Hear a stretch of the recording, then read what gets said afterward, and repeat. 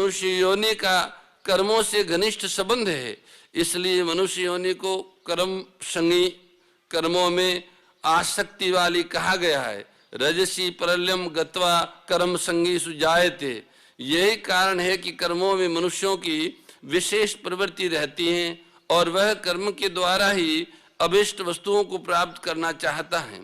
प्रारब्ध का साथ रहने पर वह कर्मों के द्वारा अभिष्ट सांसारिक वस्तुओं को प्राप्त कर भी लेता है, जिससे उसकी यह धारणा और पुष्ट हो जाती है कि प्रत्येक वस्तु कर्म करने से ही मिलती हैं और मिल सकती हैं।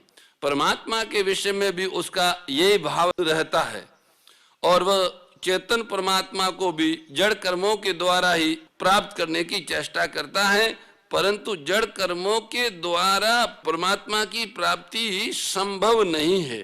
परमात्मा की प्राप्ति कर्मों के द्वारा हो ही नहीं सकती है। इस विषय को बहुत गंभीरता पूर्वक समझना पड़ेगा साधक को।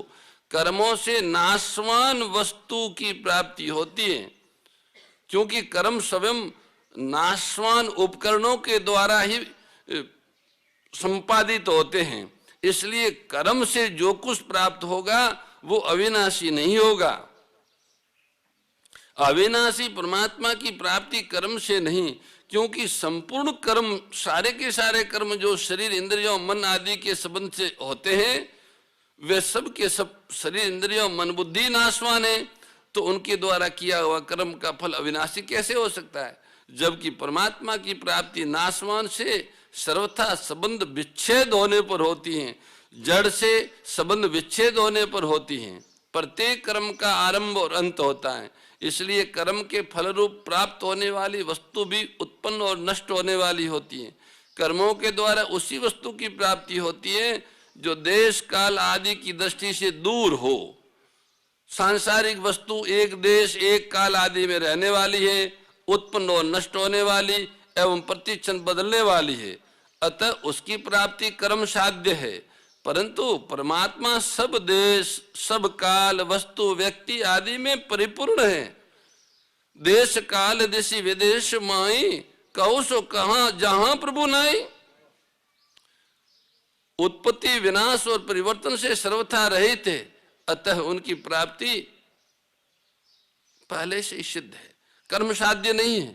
यही कारण है कि सांसारिक पदार्थों की प्राप्ति चिंतन से नहीं होती, जबकि परमात्मा की प्राप्ति में चिंतन मुख्य है। चिंतन मुख्य है। चिंतन से वही वस्तु प्राप्त हो सकती है जो समीप से समीप हो। वास्तव में देखा जाए तो परमात्मा की प्राप्ति चिंतन रूप क्रिया से भी नहीं होती। परमात्मा का चिंतन करने की सार्थकता दूसरे सांसारिक चिंतन का त्याग करने में ही है। संसार का चिंतन सर्वथा छूटते ही नित्य प्राप्त परमात्मा का अनुभव हो जाता है। सर्वव्यापी परमात्मा की हमसे दूरी हो ही नहीं सकती।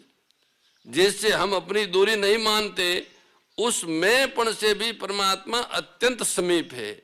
मैंपण तो परिच्छिन्न एक दृश्य है, मैं हूं, पर परमात्मा तो है, परमात्मा तो परिच्छिन्न है। वो परिच्छिन्न नहीं है, वो अपरिच्छिन्न है, अनंत है।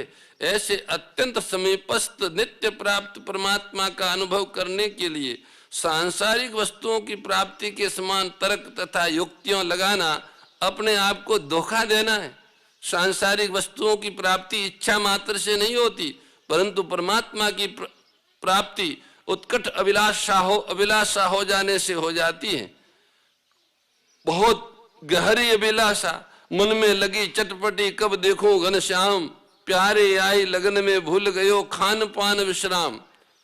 ऐसी गहरी अभिलाषा लगे। सरदेव स्वामी सन्नानंद जी महाराज कहते थे कि ऐसी तीव्र भूख लगनी चाहिए, भोजन पास में रखा है और अंदर भूख भी है, पर जब तक मांग है वो पूरी न होवे, जो अभिलाषा है वो पूरी न हो तो भोजन नहीं करेंगे। प्यास लगी है, जल रखा है, पर अभिष्ट वस्तु की प्राप्ति नहीं हुई तब तक जल नहीं पिएंगे। ऐसी स्थिति बढ़ते बढ़ते न जी सके और न मर सके, ऐसी अवस्था में पहुंचते ही परमात्मा की प्राप्ति हो जाती है।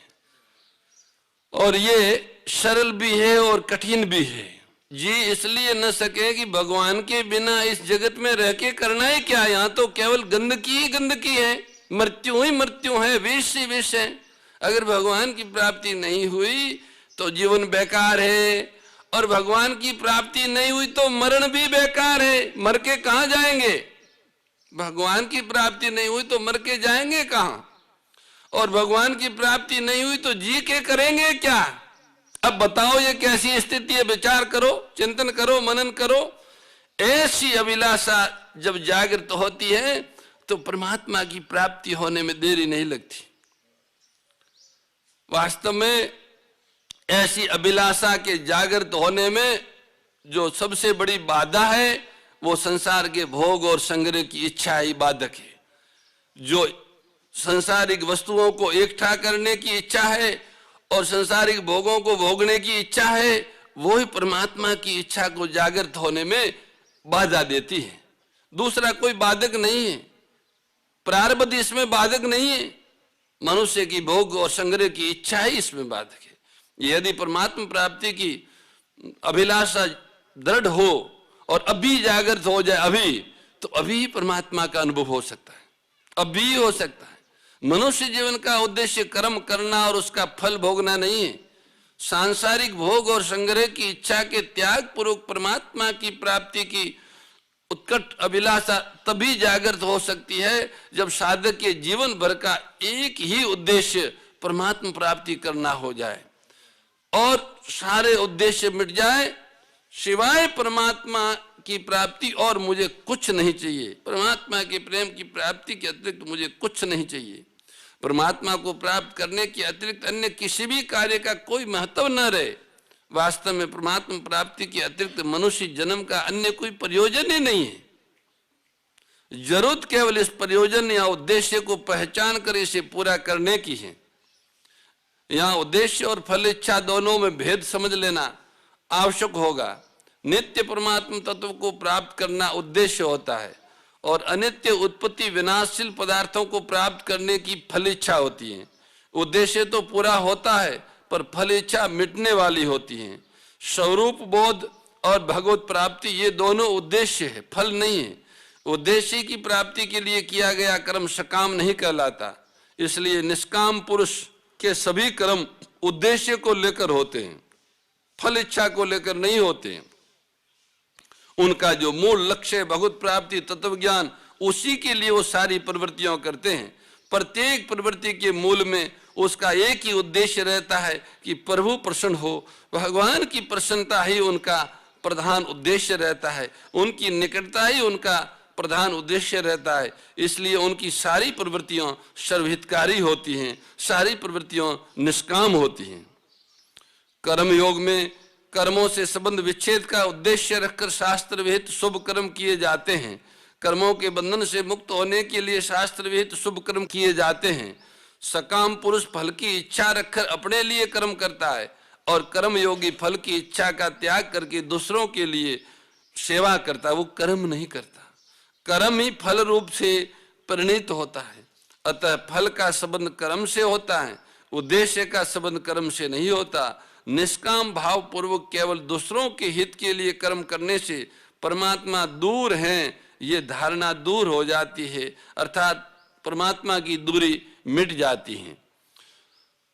भगवान कहते हैं कि तुम मान लो तुम्हारे लिए कुछ भी करना शेष नहीं है, तुम्हें जो पाना था वो तुमने पा लिया, माने मनुष्य भगवत प्राप्त हो गया, भगवान की प्राप्ति हो गई, फिर भी उनके पास शरीर है प्रारब्ध को भोगने के लिए, तो उस शरीर के द्वारा लोक संग्रह के लिए सेवा होनी चाहिए। लोक संग्रह मेवापी, यहाँ लोक शब्द के 3 अर्थ होते हैं।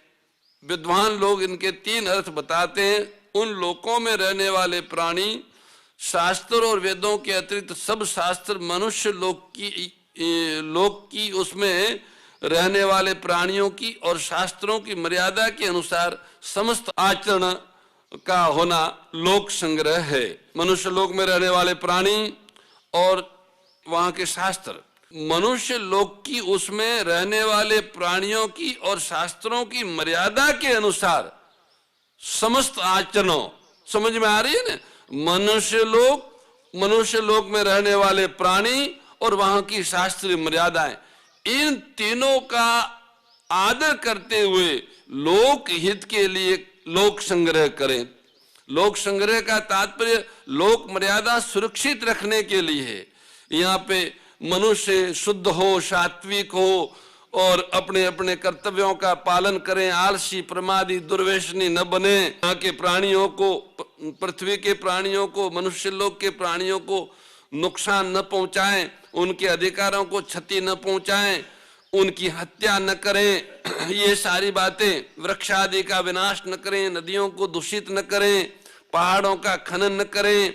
ये इसमें मनुष्य और मनुष्य लोक में रहने वाले प्राणियों के लिए आवश्यक है। और शास्त्रों ने भी यही कहा है, शास्त्र भी हमें यही निर्देश देते हैं कि मानव अपने कर्तव्यों का पालन करें और अधिकारों, दूसरों के अधिकारों की रक्षा करें। मनुष्य उत्तर जितने प्राणी हैं उनके नीचे वाले, उनके सभी के अधिकारों को सुरक्षित रखने के लिए प्रयासरत रहे और उनमें भी समस्त पूरी मूक सृष्टि की सेवा नहीं कर सकता। मनुष्य एक है और दूसरे 83,99,999 योनियों के प्राणियों को सुख देना चाहता है, उनका हित करना चाहता है, उनके अधिकारों की रक्षा करके अपने कर्तव्य का पालन करना चाहता है, तो वो वेद लक्षणा गौ माता की सेवा के माध्यम से ऐसा कर सकता है। केवल एक गौ की सेवा से संपूर्ण मुख सृष्टि की सेवा हो जाती है। केवल मुख सृष्टि की नहीं, गौ की सेवा से देवताओं की सेवा, ऋषियों की सेवा, पितरों की सेवा भी हो जाती है।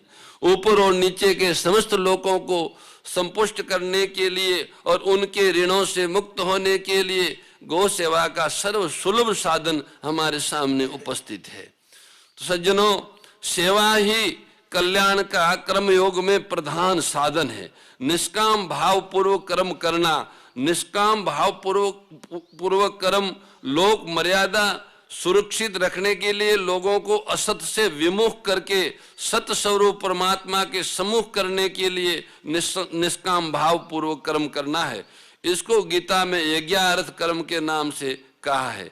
अपने आचरणों एवं वचनों से लोगों को असत से विमुख करके सत के सम्मुख कर देना बहुत बड़ी सेवा है, क्योंकि सत के सम्मुख होने से लोगों का सुधार एवं उद्धार दोनों ही हो जाता है। लोगों को दिखाने के लिए अपने कर्तव्य का पालन करना लोक संग्रह नहीं है। कोई देखे या न देखे, लोक मर्यादा के अनुसार अपने अपने वर्ण, आश्रम, संप्रदाय आदि के अनुरूप कर्तव्य का पालन करने से लोक संग्रह अपने आप हो जाता है। कोई भी कर्तव्य कर्म छोटा या बड़ा नहीं होता। छोटा से छोटा और बड़ा से बड़ा कर्म कर्तव्य मात्र समझकर सेवा भाव से करने पर समान ही है। देश काल परिस्थिति अवसर वर्ण आश्रम संप्रदाय आदि के अनुसार जो कर्तव्य कर्म सामने आ जाए वही कर्म बड़ा होता है। कर्म के स्वरूप और फल की दृष्टि से ही कर्म छोटा या बड़ा, घोर या सौम्य प्रतीत होता है। वास्तव में उदाहरण से अगर देखें तो कर्म के स्वरूप की दृष्टि से झाड़ू लगाना छोटा कर्म है और व्याख्यान देना बड़ा कर्म प्रतीत होता है। एवं कर्म फल की दृष्टि से कम दान करने का कम पुण्य और अधिक दान करने का अधिक पुण्य, ऐसा ये प्रतीत होता है। फल इच्छा का त्याग करने पर सभी कर्म, बुआरी लगाना भी ऐसा ही है और उपदेश देना भी ऐसा ही है। अगर दोनों में कोई फल की इच्छा नहीं है तो दोनों प्रकार के कर्म परम सिद्धि प्राप्ति में सहायक इतने ही है। जितना उपदेश देना परम सिद्धि में सहायक है, उससे भी ज्यादा सहायक झाड़ू लगाना है। फल इच्छा का त्याग करने पर सभी कर्म उद्देश्यों की सिद्धि करने वाले हो जाते हैं। अतः जड़ता से संबंध विच्छेद करने में छोटे बड़े सभी कर्म समान है। किसी भी मनुष्य का जीवन दूसरों की सहायता के बिना चल ही नहीं सकता। शरीर माता पिता से मिलता है और विद्या, योग्यता, शिक्षा आदि गुरुजनों से मिलती हैं। जो अन्न ग्रहण करते हैं वह दूसरों के द्वारा उत्पन्न किया गया होता है। जो वस्त्र पहनते वे दूसरों के द्वारा बनाए गए होते हैं। जिस मकान में रहते हैं उसका निर्माण दूसरों के द्वारा किया गया होता है। जिस सड़क पर चलते हैं वह दूसरों के द्वारा बनाई गई होती है। इस तरह से मनुष्य औरों की सहायता के बिना अपने जीवन निर्वाह नहीं कर सकता है। अतः हर एक मनुष्य पर दूसरों का ऋण है। जब वो दूसरों से सहायता लेता है तो उनका भी कर्तव्य है कि वो दूसरों की सहायता करे। अगर वो किसी की भी सहायता नहीं लेता तो उसके ऊपर कोई कर्तव्य नहीं रहता। जो कुछ नहीं चाहता, न सड़क पे चलना चाहता है, न मकान में रहना चाहता है, न भोजन करना चाहता है, न कपड़ा पहनना चाहता है, न डिग्री चाहता है, न कुछ नहीं चाहता, न मान चाहता है, न बड़ाई चाहता है, न कुछ नहीं चाहता, न जीना चाहता है, न मरना चाहता है, तो उसके लिए कोई कार्य नहीं, उसके लिए कोई कर्तव्य रहा ही नहीं। अपने कहलाने वाले शरीर आदि संपूर्ण सांसारिक पदार्थों को किंचन मात्र भी अपना और अपने लिए न मानने से मनुष्य सभी प्रकार के ऋणों से मुक्त हो जाता है। कर्म करने से लोक संग्रह कैसे होता है, इसका विवेचन भगवान आगे के श्लोक में करते हैं। इस 20वें श्लोक में भगवान ने कर्म ने भी संसिद्धि मां स्थिति पदों से सिद्ध किया कि कर्मयोग मुक्ति का एक स्वतंत्र साधन है। जनक आदि राजाओं ने भी कर्मयोग के द्वारा परम सिद्धि प्राप्त की है, क्योंकि उन्होंने केवल दूसरों की सेवा के लिए ही कर्म किया, उनको सुख पहुंचाने के लिए ही राज्य किया, अपने लिए राज्य नहीं किया, इसलिए उन्होंने भगवत प्राप्ति की। दया सुधा बरसावनी मातु कृपा कीजे हो मैया मातु कृपा कीजे। हरि पद प्रेम दान कर प्रभु पद प्रेम दान कर अपनो कर लीजे। ओम जय भगवद गीते, जय भगवद गीते हो मैया जय भगवद गीते। हरि हिय कमल विहारिणी प्रभु हिय कमल विहारिणी सुंदर सुपुनीते। ओम जय भगवद गीते। बोलिए श्री गीता माता की जय। ओम द्यौः शान्तिरन्तरिक्षगुं शान्तिः पृथिवी शान्तिरापः शान्तिरोषधयः शान्तिः वनस्पतयः शान्तिर्विश्वे देवाः शान्तिर्ब्रह्म शान्तिः सर्वगुं शान्तिः शान्तिरेव शान्तिः सामा शान्तिरेधि। अथ मंत्रपुष्पांजलिः। ओम जज्ञेन जज्ञमय जन्त देवास्तानि धर्माणि प्रथमान्यासन्न तेहनाकं महिमानः सचन्त जत्र पूर्वे साध्याः सन्ति देवाः। ओम श्रीमद्भगवद्गीतायै नमः। मंत्रपुष्पांजलिं समर्पयामि।